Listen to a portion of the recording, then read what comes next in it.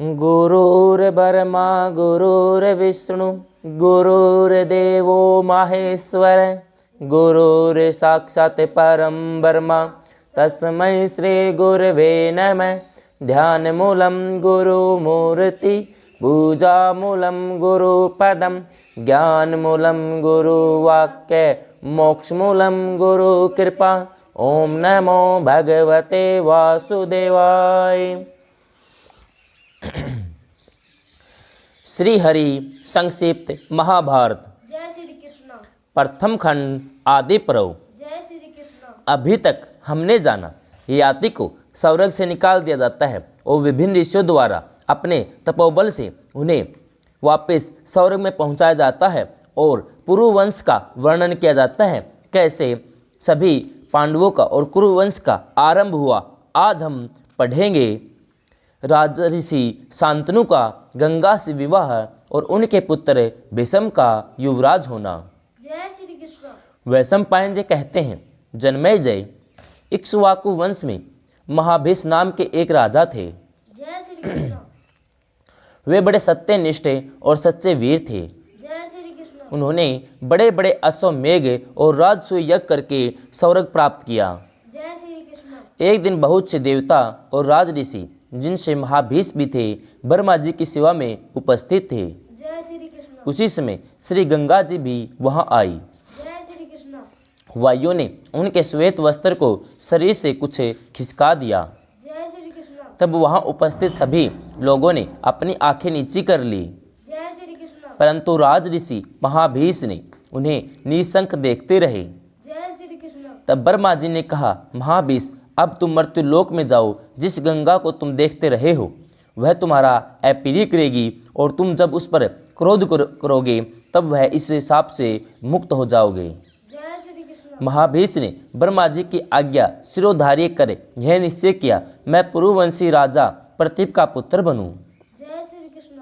गंगा जी जब वहां से लौटी तब रास्ते में वसुओं से उसकी भेंट हो गई। जय श्री कृष्ण। वे भी वशिष्ठ के शाप से श्रीहीन हो रहे थे। जय श्री कृष्ण। उन्हें यह शाप हो चुका था कि तुम लोग मनुष्य योनि में जन्म लो। जय श्री कृष्ण। गंगा जी ने उनसे बातचीत करने के बाद यह स्वीकार कर लिया कि मैं तुम लोगों को अपने गर्भ में धारण करूंगी और तत्काल मनुष्य योनि से मुक्त कर दूंगी। जय श्री कृष्ण। उन 8 वसुओं ने अपने अपने अष्टम अंश एक पुत्र मृत्युलोक में छोड़ देने की प्रतिज्ञा की जय श्री कृष्ण। और यह भी कह दिया कि वह अपुत्र रहेगा। जय श्री कृष्ण। इधर पुरुवंश के राजा प्रतीप अपनी पत्नी के साथ गंगा द्वार पर तपस्या कर रहे थे। जय श्री कृष्ण। एक दिन भगवती गंगा मनोहर मूर्ति धारण करके उनके पास आई और बातचीत होने के बाद यह निश्चय हुआ कि राजा प्रतीप के भावी पुत्र की वह पत्नी बनी। जय श्री कृष्ण। गंगा जी ने प्रतीप की बात स्वीकार कर ली और राजा प्रतीप ने अपनी पत्नी के सहित पुत्र प्राप्ति के लिए बड़ी तपस्या की। जय श्री कृष्ण। वर्ध अवस्था में उनके यहाँ महाभीष ने पुत्र रूप में जन्म लिया। जय श्री कृष्ण। उस समय राजा प्रतीप शांत हो रहे थे अथवा उनका वंश शांत हो रहा था। जय श्री कृष्ण। ऐसी अवस्था में संतान होने के कारण उनका नाम शांतनु पड़ा। जय श्री कृष्ण। जब शांतनु जवान हुए तब पिता ने उनसे कहा, तुम्हारे पास एक दिव्य स्त्री पुत्र की अभिलाषा से आवेगी, तुम उसकी कोई जांच पड़ताल मत करना। जय श्री कृष्ण। वह जो कुछ करे उसे कुछ मत कहना। जय श्री कृष्ण। ऐसा कहकर उन्होंने अपने पुत्र शांतनु को राजगद्दी पर बैठाया और स्वयं वन में चले गए। जय श्री कृष्ण। एक बार राज ऋषि शांतनु शिकार खेलते खेलते गंगा तट पर आ पहुंचे। जय श्री कृष्ण। उन्होंने वहां एक परम सुंदरी स्त्री को देखा। जय श्री कृष्ण। वह दूसरी लक्ष्मी के समान जान पड़ती थी। जय श्री कृष्ण। उसके रूप संपत्ति देखकर शांतनु विस्मित हो गए। जय श्री कृष्ण। सारे शरीर में रोमांच हो आया। जय श्री कृष्ण। इस प्रकार देखने लगे मानो नेत्रों से पी जाएंगे। जय श्री कृष्ण। उस दिव्य स्त्री के मन में भी उनके प्रति प्रेम उमड़ आया। जय श्री कृष्ण। शांतनु ने उसका परिचय पूछते हुए याचना की कि तुम मुझे पति रूप में स्वीकार कर लो। जय श्री कृष्ण। देवी ने कहा, राजन, मुझे आपकी रानी होना स्वीकार है, शर्त यह है कि जो मैं अच्छा बुरा कुछ करूं आप मुझे रोकिएगा नहीं। जय श्री कृष्ण। कुछ कहिएगा भी मत। जब तक आप मेरी यह शर्त पूरी करेंगे तब तक मैं आपके पास रहूंगी। जय श्री कृष्ण। जिस दिन आप मुझे रोकेंगे या कड़वी बात कहेंगे उसी दिन मैं आपको छोड़कर चली जाऊंगी। जय श्री कृष्ण। राजा ने उसकी बात स्वीकार कर ली। गंगा देवी जी को बड़ी प्रसन्नता हुई। जय श्री कृष्ण। राजा ने कुछ पूछताछ नहीं की। जय श्री कृष्ण। राज ऋषि शांतनु गंगा जी के शील, सदाचार, रूप, सौंदर्य, उदारता आदि सद्गुण और सेवा में बहुत ही आनंदित हुए। जय श्री कृष्ण। वे गंगा जी के साथ इस प्रकार आसक्त हो गए कि उन्हें बहुत से वर्ष बीत जाने का पता भी नहीं चला। जय श्री कृष्ण। अब तक गंगा जी के गर्भ से 7 पुत्र उत्पन्न हो चुके थे, जय श्री कृष्ण। परंतु ज्यों ही पुत्र होता त्यों ही गंगा जी मैं तेरी प्रसन्नता का कार्य करती हूँ ऐसा कहकर गंगा की धारा में डाल देती थी। जय श्री कृष्ण। राजा शांतनु को जब यह बात अप्रिय मालूम हुई तब वे इस भय से कुछ नहीं बोलते थे कि कहीं यह मुझे छोड़कर चली न जाए। जय श्री कृष्ण। 7 पुत्रों की यही गति हुई। 8वां पुत्र होने पर भी वे हंस रही थी। जय श्री कृष्ण। राजा शांतनु को इससे बड़ा दुख हुआ। उनके मन में यह इच्छा हुई कि वह पुत्र मुझे मिल जाए। जय श्री कृष्ण। उन्होंने कहा, अरे तू कौन, किसकी पुत्री है, इन बच्चों को क्यों मार डालती है? जय श्री कृष्ण। अरे पुत्रघतनी, यह तो महान पाप है। जय श्री कृष्ण। गंगा देवी जी ने कहा, ओ पुत्र के इच्छुक, लो मैं तुम्हारे इस लाडले को नहीं मारती। अब शर्त के अनुसार मेरा यहाँ रहना नहीं हो सकता। जय श्री कृष्ण। देखो मैं जनक की कन्या गंगा हूँ। जय श्री कृष्ण। बड़े बड़े महर्षि मेरा सेवन करते हैं। जय श्री कृष्ण। देवताओं की कार्य सिद्धि के लिए ही मैं तुम्हारे पास इतने दिनों तक रही। जय श्री कृष्ण। मेरे ये 8 पुत्र अष्टवसु हैं। जय श्री कृष्ण। वशिष्ठ के शाप से इन्हें मनुष्य योनि में जन्म लेना पड़ा था। जय श्री कृष्ण। उन्हें मनुष्य लोक में तुम्हारे जैसे पिता और मेरी जैसी माँ नहीं मिल सकती थी। जय श्री कृष्ण। वसु के पिता होने के कारण तुम अक्षय लोक में जाओगे। जय श्री कृष्ण। मैंने उन्हें तुरंत मुक्त कर देने की प्रतिज्ञा ली थी, इसी से ऐसा किया। जय श्री कृष्ण। अब वे शाप से मुक्त हो गए। मैं जा रही हूँ। जय श्री कृष्ण। यह पुत्र वसु का अष्टम अंश है, तुम इसकी रक्षा करो। जय श्री कृष्ण। शांतनु ने कहा, वशिष्ठ ऋषि कौन थे? उन्होंने वसु को शाप क्यों दिया? इस शिशु ने ऐसा कौन सा कर्म किया है जिससे यह मनुष्य लोक में रहेगा? जय श्री कृष्ण। वसुओं ने मनुष्य योनि में जन्म ही क्यों लिया? ये सब बातें मुझे बताओ। जय श्री कृष्ण। गंगा देवी जी ने कहा, विश्वविख्यात वशिष्ठ मुनि वरुण के पुत्र हैं। मेरु पर्वत के पास ही उनका बड़ा पवित्र, सुंदर और सुखकर आश्रम है। जय श्री कृष्ण। वे वहीं तपस्या करते हैं। कामधेनु की पुत्री नंदिनी उनके यज्ञ का भविष्य देने के लिए वहाँ रहती है। जय श्री कृष्ण। एक बार पृथु आदि वसु अपनी पत्नियों के साथ उस वन में आए। एक वसु पत्नी की दृष्टि समस्त कामनाओं को पूर्ण करने वाली नंदिनी पर पड़ गई। जय श्री कृष्ण। उसने उसे अपने पति धऊ नाम के वसु को दिखाया। वसु ने कहा, प्रिय, यह सर्वोत्तम गो वशिष्ठ मुनि की है। यदि कोई मनुष्य इसका दूध पी ले तो 10,000 वर्ष तक जीवित और जवान रहे। जय श्री कृष्ण। वसु पत्नी ने कहा, मैं अपनी सखी के साथ यह गाय चाहती हूँ। जय श्री कृष्ण। तुम इसे हर ले चलो। जय श्री कृष्ण। अपनी पत्नी की बात मानकर धौ ने अपने भाइयों को बुलाया और वह गो हर ले गए। जय श्री कृष्ण। वसु को उसमें इस बात का ध्यान ही नहीं रहा कि ऋषि बड़े तपस्वी हैं और वे हमें शाप देकर देव योनि से च्युत कर सकते हैं। जय श्री कृष्ण। जब महर्षि वशिष्ठ फल फूल लेकर अपने आश्रम पर लौटे तब सारे वन में ढूंढने पर उन्हें अपनी सवत्सा गोनंदिनी न मिली। जय श्री कृष्ण। उन्होंने दिव्य दृष्टि से देखकर वसु को शाप दिया कि वसुओं ने मेरी गाय हर ली है, इसलिए मनुष्य योनि में उनका जन्म होगा।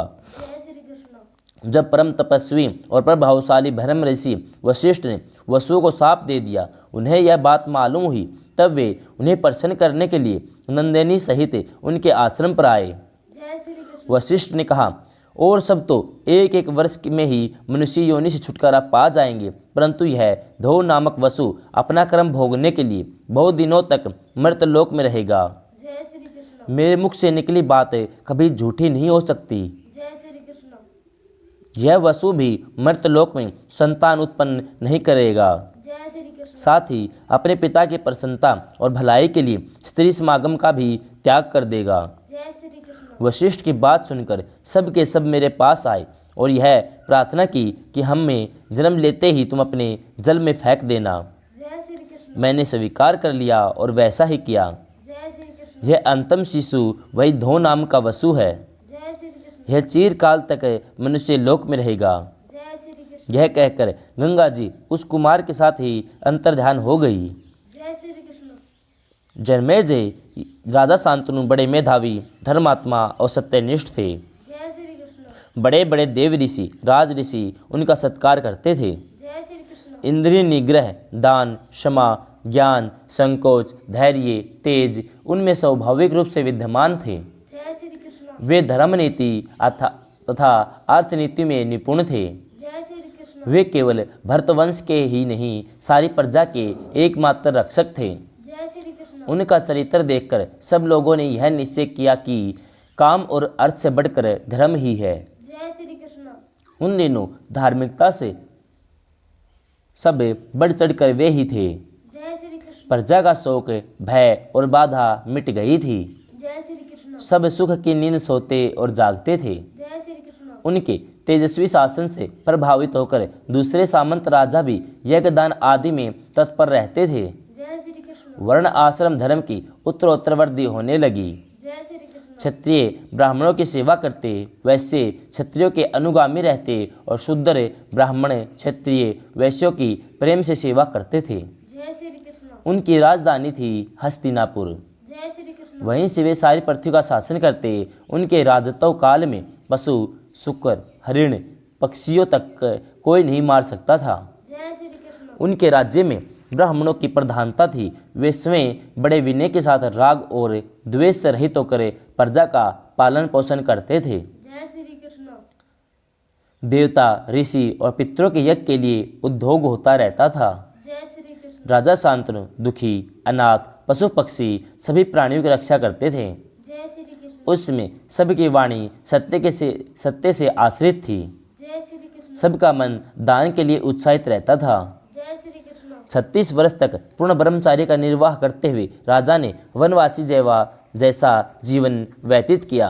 जय श्री कृष्ण। एक दिन राजा शांतनु गंगा जी के तट पर विचर रहे थे। जय श्री कृष्ण। उन्होंने देखा गंगा जी में बहुत थोड़ा जल रह गया है। वे बड़े विस्मित और चिंतित हुए कि आज देव नदी गंगा बह क्यों नहीं रही है। जय श्री कृष्ण। आगे बढ़कर उन्होंने खोज की, तब पता चला एक बड़ा मनस्वी, सुंदर और विशालकाय कुमार दिव्य अस्त्रों का अभ्यास कर रहा है। जय श्री कृष्ण। उसने अपने बाणों के प्रभाव से गंगा की धारा रोक दी है। जय श्री कृष्ण। यह अलौकिक क्रम देखकर वे अत्यंत विस्मित हो गए।